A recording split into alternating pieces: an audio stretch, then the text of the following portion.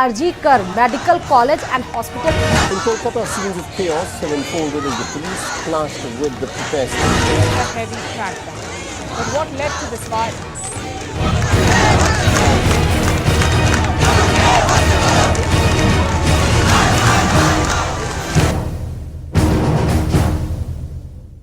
9 अगस्त 2024 की रात कोलकाता के RG Kar medical college and hospital में एक ऐसे हादसे का आघात मिला जो आज भी सबके दिलों में डर छोड़ गया है। एक 31 साल की ट्रेनी डॉक्टर ने अपने कलीग्स के साथ डिनर किया, नीरज चोपड़ा को सिल्वर मेडल जीतते हुए देखा और फिर सेमिनार हॉल में आराम करने चली गई। रात के 2 बजे सेमिनार हॉल में किसी ने उनसे एक पेशेंट की ट्रीटमेंट के बारे में बात की।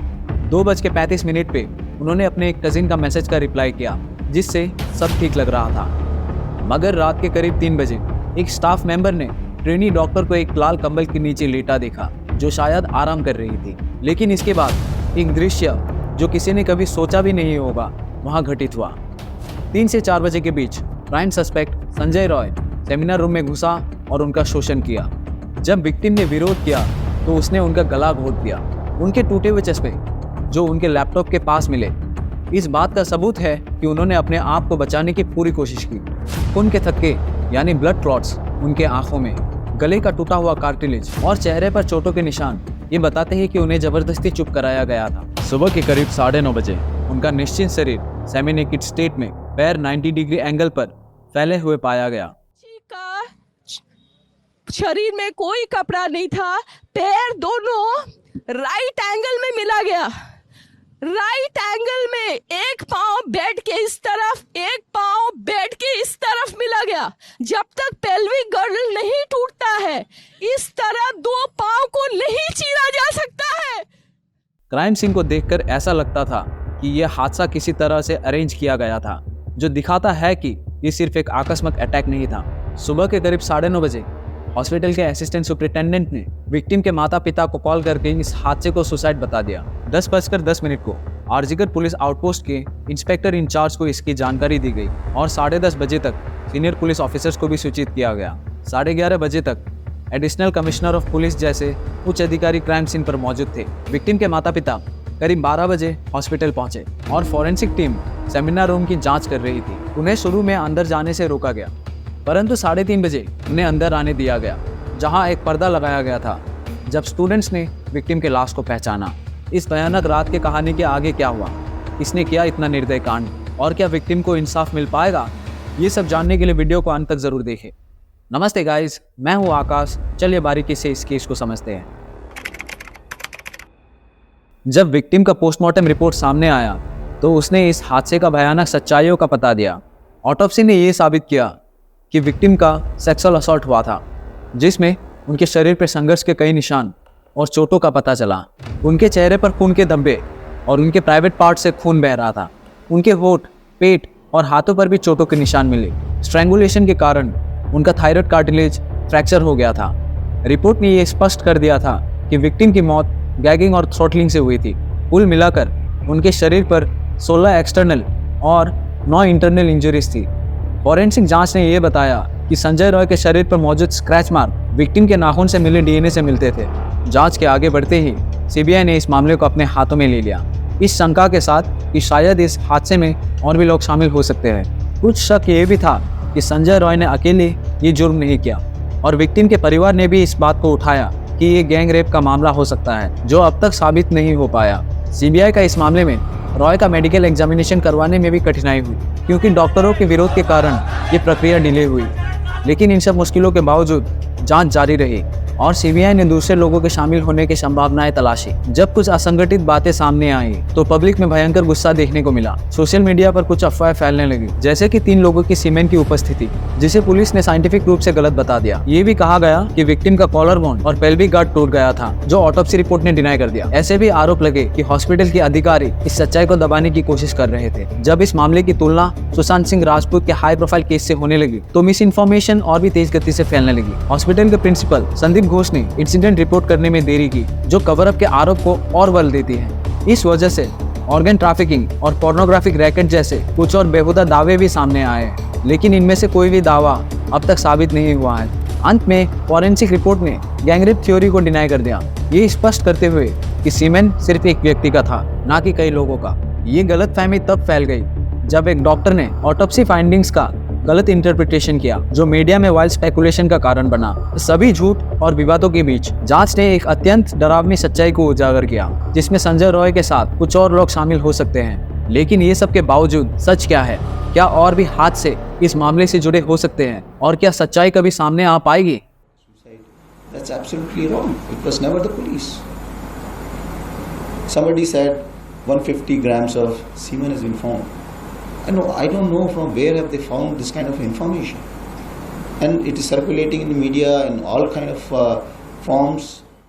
संजय रॉय, एक ऐसा नाम जो अब कोलकाता रेप केस का प्रधान आरोपी बन चुका है, अपनी जिंदगी में सिविक वॉलंटियर से जानलेवा घटना तक कैसे पहुंचा?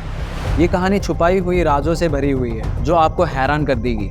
संजय रॉय कोलकाता पुलिस का एक सिविक वॉलंटियर था, लेकिन ये सिर्फ एक छोटी सी बात है। उसके बारे में ऐसे काफ़ी सारे राज हैं जो आपको शॉक कर देगी। उसकी माँ कहती है कि संजय एक कॉलेज ग्रेजुएट था और एनसीसी कॉर्प का भी हिस्सा था। उन्होंने ये भी कहा कि संजय एक बॉक्सर था। लेकिन क्या ये सफ़र उसके लिए बस एक रास्ता था या उसकी असली रंग छुपाने की एक कोशिश? संजय के पड़ोसी और रिश्तेदार उसके बारे में कुछ और ही कहते हैं। संजय ने 4 बार शादी की, लेकिन 3 पत्नियों ने उसे छोड़ दिया उसके मिसकंडक्ट की वजह से। पड़ोसियों ने यह भी बताया कि अक्सर संजय रात को नशा करके देर से घर लौटता था। लेकिन संजय की मां कहती है कि उनके बेटे ने कभी किसी के साथ गलत नहीं किया। 4 शादियां, 3 तलाक और मिसकंडक्ट के आरोप, क्या ये सिर्फ एक सफर था या इसके पीछे कोई गहरा राज है? लेकिन कहानी यहाँ खत्म नहीं होती। संजय के जीवन में एक और शॉकिंग ट्विस्ट तब आता है जब उसकी एक सांस कहती है कि संजय ने अपने एक पत्नी को मार पीट कर मिसकैरेज करवाया। उन्होंने कहा, मेरी बेटी 3 महीने की गर्भवती थी जब संजय ने उसको मारकर उसका बच्चा गिरवा दिया। इस घटना के बाद उन्होंने पुलिस कंप्लेंट भी फाइल की थी। उन्होंने ये भी कहा कि संजय का बिहेवियर इतना बुरा था कि उनकी बेटी हमेशा बीमार रहती थी और उन्होंने ही उसका इलाज करवाया। संजय के बारे में और भी खौफनाक सच तब सामने आया जब पता चला कि वो सिर्फ एक सिविक वॉलंटियर था, लेकिन फिर भी उसे कोलकाता पुलिस के वेलफेयर सेल में ज्वाइन करने का मौका मिला। उसने अपने कनेक्शंस का इस्तेमाल करके वो पर्क्स हासिल कर लिए थे जो उसके रैंक के लोगों के लिए मुमकिन नहीं थे। उसकी एक बाइक जो कोलकाता पुलिस का स्टिकर लगाकर चलती थी और हर दिन 5 लीटर सरकारी पेट्रोल उसे मिलता था। ये सब चीज़ें सिर्फ परमानेंट पुलिस स्टाफ के लोगों के लिए होती है, ना कि एक सिविक वॉलंटियर के लिए। फिर उसके पड़ोसी भी कहते हैं कि संजय अपनी माँ से बहुत कम मिलता है और उसका व्यवहार लोकेलिटी में भी अच्छा नहीं था। उसकी बहन जो खुद पुलिस फोर्स में है, उसके बारे में कहती है कि संजय एक ड्रंकर्ड था और उसने अपने फैमिली के साथ कभी अपने लाइफ के बारे में कुछ शेयर नहीं किया। पर एक सिविक वॉलंटियर के पास पुलिस के अधिकारों का होना, इसके पीछे का सच क्या है? क्या ये सिर्फ कनेक्शंस का कमाल था या फिर कुछ और? आज जब संजय रॉय के ऊपर इतने बड़े इल्जाम लगे हैं, तो क्या ये सब कुछ उसने अकेले किया या फिर इसके पीछे कुछ और लोग भी शामिल हैं? उसके पुराने सास के कहने पर ये केस और भी कॉम्प्लिकेटेड हो जाता है। उन्होंने कहा, संजय ये सब कुछ अकेला नहीं कर सकता, इसमें और लोग भी शामिल है। पर अगर उसने ये सब किया है तो उसे सख्त से सख्त सजा मिलनी चाहिए। बच्चा था 3 महीना का, पेट में खराब कर दिया और ख़राब हो गया, मार धार किया उसमें। उसके बाद जितना दवाई का खर्चा सब हम देता। इसमें देखिए, ये अपराध में इसमें हम नहीं बोलेगा। अब जहाँ वो अकेला लड़का उसको मार ख़त्म कर नहीं सकेगा, अकेला तो उसका कैपेसिटी नहीं होगा। ये तो हम बोलेंगे, जहाँ गलत तो गलत, जहाँ सही तो सही। चलिए अब RG Kar medical college and hospital के एक्स प्रिंसिपल संदीप घोष के बारे में कुछ जानते हैं। संदीप घोष का सफ़र एक छोटी सी जगह बनगांव वेस्ट बंगाल से शुरू होता है। 1989 में उन्होंने अपने हायर सेकेंडरी एजुकेशन वहीं से पूरी की और फिर 1994 में RG Kar medical college and hospital से अपनी मेडिकल डिग्री हासिल की। लेकिन जो सफ़र शुरू में एक आम कैरियर के रूप में नज़र आता था, वो आज कंट्रोवर्सी से घिरी हुई है। एक डॉक्टर का सपना या एक साजिश की शुरुआत। घोष की पहचान तब बढ़ती है जब उन्हें 2021 में RG Kar medical college and hospital का प्रिंसिपल बनाया जाता है। यह अपॉइंटमेंट एक बड़ा प्रमोशन था, लेकिन इसके पीछे छुपी थी एक और कहानी। Calcutta national medical college and hospital में वाइस प्रिंसिपल के रूप में अपनी जिम्मेदारी निभाते वक्त भी उनका नाम प्रोफेशनल इरेगुलरिटीज के लिए सामने आता रहा। ऑर्थोपेडिक्स प्रोफेसर और सर्जन के रूप में जितनी मजबूत पहचान बनानी चाहिए थी, उतनी कंट्रोवर्सीज से बन गई। जून 2023 में घोष पर करप्शन के चार्जेस लगे। उन्हें मुर्शिदाबाद मेडिकल कॉलेज में टेम्पोरेरी ट्रांसफर किया गया, लेकिन कुछ ही दिनों में उन्हें वापस आरजीकर मेडिकल कॉलेज में अपने पुराने पद पर भेज दिया गया। सवाल ये उठता है कि इतनी जल्दी डिसीजन क्यों लिया गया? ये राज आज तक अनसॉल्व्ड है। फिर आता है अख्तर अली के इल्जाम, जो मुर्शिदाबाद मेडिकल कॉलेज के डिप्टी सुपरिटेंडेंट थे। अली ने स्टेट विजिलेंस कमीशन को लिखा, जिसमें घोष और उनके सीनियर ऑफिशियल्स पर फाइनेंशियल इरेगुलरिटीज, नेपोटिज्म और इलीगल टेंडर मैनिपुलेशन के इल्जाम लगाए। ये सिर्फ फाइनेंशियल धंधा नहीं था, बल्कि इनके पीछे छुपी थी एक क्रॉस बॉर्डर कनेक्शन भी। अली कहते हैं कि घोष के अंडर कुछ बांग्लादेशी नेशनल्स को 500 से 600 kilo use medicine supplies recycle करने का काम दिया गया। सीएजी ने भी घोष के टीनियर में 2021 में आरजीकर मेडिकल कॉलेज में फाइनेंशियल इरेगुलरिटीज को हाईलाइट किया। जीएसटी गाइडलाइंस का पालन नहीं किया गया, जिससे 1.3 करोड़ का एक्स्ट्रा खर्चा हुआ। ये सब घोष के लीडरशिप के दौरान ही हुआ। और सबसे आखिरी में 12 अगस्त 2024 को घोष ने आरजीकर मेडिकल कॉलेज के प्रिंसिपल पद से रिजाइन कर दिया, बस 3 दिन बाद जब 9 अगस्त को कोई रेप मर्डर का सच सामने आया। लेकिन सबसे बड़ा शॉक तब लगा जब उन्हें कैलकाटा नेशनल मेडिकल कॉलेज में वापस प्रिंसिपल के रूप में अपॉइंट कर दिया गया। ये डिसीजन इतनी जल्दी क्यों लिया गया, इसका जवाब किसी के पास नहीं है। क्या ये एक इंसान का कैरियर है या साजिशों का एक सफर? 13 अगस्त 2024 को कैलकाटा हाईकोर्ट ने संदीप को फोर्स्ड लीव पे भेज दिया और उनके टीनियर के दौरान हुई इरेगुलरिटीज पर इंक्वायरी का ऑर्डर दिया। लेकिन ये सवाल अब भी छुप नहीं पाता, क्या हम सच के पास पहुंच रहे हैं या फिर एक धुंधले राज के सामने? ये कहानी यहाँ खत्म नहीं होती, अभी और भी राज खुलने बाकी हैं। दायित्व আছে पुलिस করবে। इसका कारण है मेरा बदनामी हो रहा है, सोशल मीडिया में मेरा मुख पे कुछ भी बोली जा रहा है। इसके कारण से, और एक ये जो लड़की का डेथ हुआ डॉक्टर, ये लड़की मेरा लड़की जैसा है। एक पेरेंट्स होने का नाते मैं रेजिग्नेशन देना सोचता हूँ, इसलिए मैं रेजिग्नेशन दे रहा हूँ। मेंटली मैं I don't like that this should happen to anyone in future.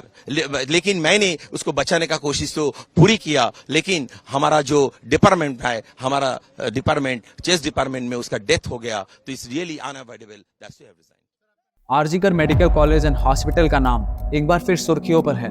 9 अगस्त 2024 को हुई एक 31 साल की पोस्ट ग्रेजुएट जूनियर डॉक्टर का रेप और मर्डर। ये घटना इतनी डरावनी है कि पुराने घावों को फिर से खोल दिया है, क्योंकि इस 138 साल पुरानी संस्था में पिछले कुछ सालों में कई अनोखी मौत का सफर देखा गया है। क्या ये बस एक और केस है या इसके पीछे कुछ और भी है? 2020 में इसी इमरजेंसी बिल्डिंग के बाहर एक पोस्ट ग्रेजुएट फीमेल स्टूडेंट की लाश मिली थी। उसका शरीर जमीन पर पड़ा था और कहा गया है कि उसने डिप्रेशन के कारण छठी महले से कूदकर अपनी जान दे दी, लेकिन कोई सुसाइड नोट नहीं मिला। ये मान लिया गया कि उसने अपनी जिंदगी खत्म करने का फैसला लिया। लेकिन क्या ये वाकई में सुसाइड था या फिर कुछ और? पैंडेमिक के दौरान कोई आवाज नहीं उठी, लेकिन अब पुरानी बातें सामने आ रही हैं। डॉक्टर शुभांकर चैटर्जी अगस्त 9 की शिकार की न्याय की मांग करते हुए All India Democratic Students Organisation के नेतृत्व कर रहे हैं। कहते हैं कि 2003 में भी ऐसा एक केस हुआ था। एक 23 साल का male undergraduate student hostel के छत से गिरकर मर गया था। पुलिस ने इसे भी सुसाइड का नाम दिया, कहकर कि उसने पहले सिडेटिव्स अपनी नसों में इंजेक्ट किए, फिर सर्जिकल सीजर से अपनी नसों को काट दिया और फिर हॉस्टल के छत से कूद गया। क्या यह सच में इतना आसान था या इसके पीछे भी कुछ और कहानी है? 2003 का केस अपने आप में इतना बड़ा नहीं बना जितना 2001 में सौमित्रा विश्वास के अननेचुरल डेथ का। उसका शरीर हॉस्टल रूम में फैन से लटका हुआ मिला। कहा जाता है कि उसे कुछ स्टूडेंट्स और हॉस्पिटल स्टाफ के एक रैकेट के खिलाफ बोलने की सजा दी गई थी, जो हॉस्टल रूम्स में एडल्ट वीडियो शूट करते थे। ये वीडियोस बनाने के लिए सेक्स वर्कर्स को हॉस्टल के अंदर लाया जाता था। यहाँ एक क्वेश्चन उठता है, क्या सौमित्रा ने सच बोलने की सजा पाई? उस वक्त के लीडर्स ने इस रैकेट को प्रोटेक्ट किया और जांच अधूरी रह गई। ऑफिशियल स्टेटमेंट दिया गया कि सौमित्रा ने सुसाइड किया था, लेकिन आज जब 9 अगस्त की घटना की जांच सीबीआई कर रही है, पुरानी घटनाओं की जांच की मांग भी उठ रही है। डॉक्टर कौशिक चक्की, जो वेस्ट बंगाल डॉक्टर्स फोरम के मेंबर हैं, कहते हैं कि अब पुरानी बातों पर ज़्यादा ध्यान देने से 9 अगस्त की विक्टिम और सीबीआई प्रोब पर से लोगों का ध्यान हट सकता है। लेकिन ये बात भी सच है कि पिछले केसेस के राज खुलने से सच सामने आ सकता है।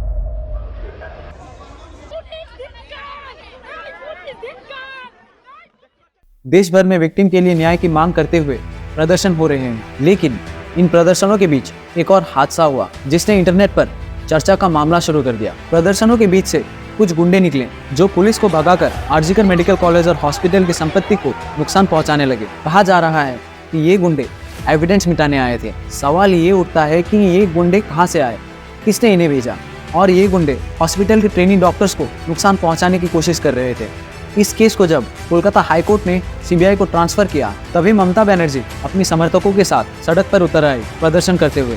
लेकिन ये प्रदर्शन ने एक और बड़ा सवाल खड़ा कर दिया है। जब ममता बनर्जी खुद सीएम, हेल्थ मिनिस्टर और होम मिनिस्टर हैं, तो वो किसके खिलाफ प्रदर्शन कर रही है और क्यों। इसके बाद इंडियन मेडिकल एसोसिएशन ने भी अपने डिमांड्स और सॉल्यूशन को सामने रखते हुए देश भर में प्रदर्शन का ऐलान किया। उन्होंने कुछ मांगे रखी जो हर डॉक्टर के लिए ज़रूरी हैं। नीति स्तर पर डॉक्टर्स और हॉस्पिटल्स पर हो रही हिंसा को मानने की झिझक खत्म करनी होगी। सभी हॉस्पिटल्स के सुरक्षा प्रोटोकॉल्स को एयरपोर्ट की सुरक्षा से कम नहीं होना चाहिए। हॉस्पिटल्स को सेफ जोन डिक्लेयर करते हुए सुरक्षा के अधिकार देना पहला कदम होगा। विक्टिम 36 घंटे की ड्यूटी शिफ्ट पर थी और उसके लिए सुरक्षित जगह का अभाव और ठीक से रेस्ट रूम्स का ना होना रेजिडेंट डॉक्टर्स के वर्किंग और लिविंग कंडीशंस का ओवरऑल मांगता है। क्राइम की जांच को एक टाइम बाउंड फ्रेमवर्क में लेते हुए प्रोफेशनल तरीके से किया जाए और न्याय दिया जाए। वैंडलिज्म करने वाले गुंडों को पकड़कर उन्हें सख्त सजा दी जाए। शोक में डूबी फैमिली को इज्जत और सम्मान के साथ उचित मुआवजा दिया जाए जो इस अत्याचार की भरपाई कर सके। IMA ने देश के सभी मॉडर्न मेडिसिन डॉक्टर से 24 घंटे के लिए सेवाओं को बंद करने का ऐलान किया है, चाहे वो किसी भी सेक्टर या जगह पर काम करते हो। सिर्फ इमरजेंसी और कैजुअलिटी सर्विस चलेंगी, ना कोई OPD चलेगा, ना कोई इलेक्टिव सर्जरीज होंगी। ये सेवा बंद 17 अगस्त 2024 को सुबह 6 बजे शुरू होगा और 18 अगस्त 2024 को सुबह 6 बजे खत्म होगा। IMA ने देश से इस न्याय की लड़ाई में समर्थन और संवेदना की मांग की है ताकि अपने डॉक्टर्स और बेटियों के लिए न्याय लाया जा सके। हम लोग यहाँ के रेसिडेंट्स डॉक्टर हैं। आप यहाँ का कंडीशन देख सकते हैं। हजारों के संख्या में ये मॉब आया है, हम लोग पे अटैक भी किया है और इनका मेन टारगेट है कि जो भी एविडेंस है उसको टेम्पर किया जाए और यहाँ का जो लोकल पुलिस है ये कुछ भी कंट्रोल नहीं कर पाया। केस सुप्रीम कोर्ट में ट्रांसफर कर दिया गया, जहां सुनवाई के दौरान चीफ जस्टिस DY चंद्रचूड़ ने 151 ग्राम सीमेन थ्योरी की वैलिडिटी को चैलेंज किया जो विक्टिम के एविडेंस के रूप में पेश की गई थी। चीफ जस्टिस ने CBI के कानूनी प्रतिनिधि को आदेश दिया कि वो कोर्ट रूम आर्ग्यूमेंट्स के लिए सोशल मीडिया पर निर्भर ना किया जाए। Chief justice of India DY Chandrachud ने तथ्यात्मक एविडेंस के महत्व को जोर दिया और कहा, हमारे पास असली ऑटोप्सी रिपोर्ट है और हमें पता है कि ये 150 ग्राम किस चीज़ को दर्शाता है। कृपया सोशल मीडिया का यूज़ आर्ग्यूमेंट्स के लिए ना करें। ये पब्लिक में गलत जानकारी फैलाने के बाद कहा गया। चीफ जस्टिस ने प्रदर्शन कर रहे डॉक्टर्स से अपनी ड्यूटी पर वापस लौटने की अपील की। उन्होंने आश्वासन देते हुए कहा, हम कुछ जनरल ऑर्डर पास करेंगे, कृपया निश्चिंत रहिए। जब डॉक्टर्स अपनी ड्यूटी रेज्यूम करेंगे, हम प्रशासन पर दबाव बनाएंगे कि उनके खिलाफ कोई अप्रिय कदम ना उठाया जाए। एक राष्ट्रीय कमेटी बनाई जाएगी ताकि सभी मेडिकल स्टाफ की आवाज़ सुनी जा सके, इंटर्न से लेकर सीनियर डॉक्टर्स तक। CJI चंद्रचूड़ ने कहा, हम ये बयान देंगे कि रेसिडेंट डॉक्टर्स की सुनवाई होगी। आपका स्टेक और इनपुट्स बहुत महत्वपूर्ण है। चीफ जस्टिस ने जोर दिया कि नेशनल टास्क फोर्स की कंपोजिशन में उन सीनियर वुमेन डॉक्टर्स को शामिल किया जाएगा जो पब्लिक हेल्थ इंफ्रास्ट्रक्चर से परिचित हैं। कमेटी ये सुनिश्चित करेगी कि सभी प्रतिनिधियों की आवाज़ सुनी जाए। डॉक्टर्स के वर्क एनवायरनमेंट पर उठी चिंताओं के जवाब में CJI ने कठिन परिस्थितियों को स्वीकारते हुए कहा, डॉक्टर्स को आश्वासन दीजिए कि हम जानते हैं कि वो 36 घंटे तक काम कर रहे हैं। मैंने भी एक परिवार के किसी सदस्य के बीमार होने पर एक पब्लिक हॉस्पिटल के फर्श पर सोना पड़ा था। कोर्ट ने इस बात पर जोर दिया कि लंबी ड्यूटी आवर्स मेडिकल स्टाफ को असुरक्षित छोड़ देती है। Chief justice of India DY Chandrachud ने इन्वेस्टिगेशन टाइमलाइन पर प्रश्न उठाते हुए कहा, सिबाल, एक चीज़ जो चिंताजनक है वो ये है कि डेथ का जनरल डायरी एंट्री सुबह 10:10 को रिकॉर्ड हुई। तब तक क्या हो रहा था? कोर्ट ने लोकल लॉ एनफोर्समेंट के व्यवहार पर चिंता व्यक्त की और DY चंद्रचूड़ ने प्रश्न किया कि इन्वेस्टिगेशन के दौरान कुछ प्रोटोकॉल सही तरीके से क्यों फॉलो नहीं किया गया। चीफ जस्टिस ने जिम्मेदार पुलिस अधिकारी की उपस्थिति का आदेश दिया जो इन्वेस्टिगेशन प्रोसीजर को स्पष्ट कर सके और केस में अकाउंटेबिलिटी को सुनिश्चित कर सके। DY चंद्रचूड़ ने केस डॉक्यूमेंटेशन में इनकंसिस्टेंसीज पर प्रश्न उठाया, खासकर रिपोर्ट के अलग अलग टाइमलाइन को लेकर, और लीगल प्रतिनिधियों से इन इश्यूज को स्पष्ट करने की मांग की।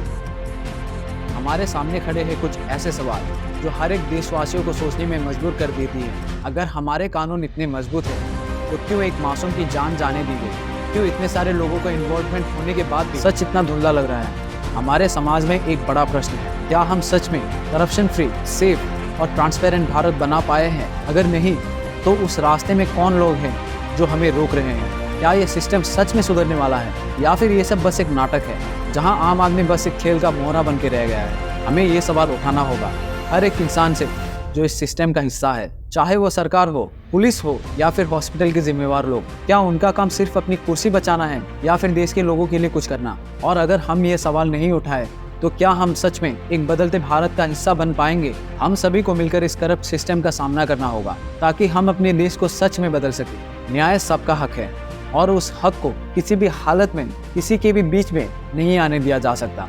हम जल्द ही इस केस पर अगले वीडियो के साथ वापस आएंगे। जब तक हर पहेली सुलझ नहीं जाती।